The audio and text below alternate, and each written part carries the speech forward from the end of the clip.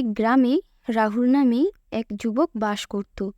ছোটবেলা থেকেই সে দারিদ্র্যের সঙ্গে লড়াই করছিল। তার বাবা ছিলেন কৃষক, কিন্তু আয়ের পথ সীমিত।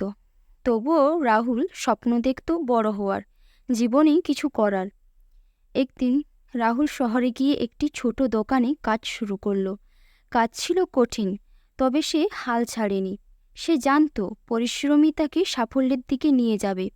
প্রতিদিন কাজ শেষে বাড়ি ফিরে রাহুল নিজের পড়াশুনো চালিয়ে যেত। রাতের ঘুম কমিয়ে সে বই পড়ত, নতুন কিছু শিখতে চেষ্টা করত। তার এই প্রচেষ্টা অবশেষে ফল দেয়।